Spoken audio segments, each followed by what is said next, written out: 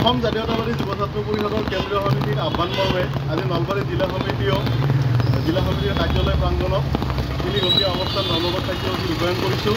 এই কাৰ্যসূচীৰ জৰিয়তে অসম আৰু অসমীয়াৰ সুৰক্ষিত ভৱিষ্যতৰ স্বাৰ্থত অসম জাতীয়তাবাদী যুৱ ছাত্ৰ পৰিষদে প্ৰতিষ্ঠা লগ্নৰ পৰাই যি দাবী উত্থাপন কৰিছে অসমত আন্তঃৰাজ্যিক পাৰ্বত্য প্ৰদান কৰা ব্যৱস্থা, সেই ব্যৱস্থাটোক পুনৰ ৰূপায়ণ কৰাৰ বাবে বা অসমত আন্তঃৰাজ্যিক পাৰ্বত্য ব্যৱস্থা প্ৰৱৰ্তনৰ দাবীত আজিৰ এই অৱস্থান ধৰ্মঘট কাৰ্যসূচী ৰূপায়ণ কৰা হৈছে।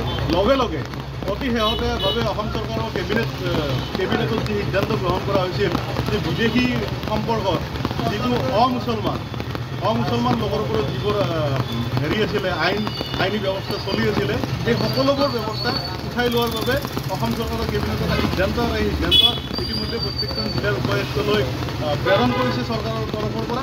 আমি অসম জাতীয়তাবাদী যুৱ ছাত্ৰ পৰিষদে আগৰ পৰাও পঢ়িছোঁ, এতিয়াও কওঁ যে বিদেশী ধৰ্মৰ ভিত্তিত কোনো কাৰণে ভাগ কৰাটো জাতীয়তাবাদী যুৱ ছাত্ৰ পৰিষদে বা অসমৰ মানুহে কেতিয়াও গ্ৰহণ নকৰে, ইয়াক সহ্য কৰা নহ'ব।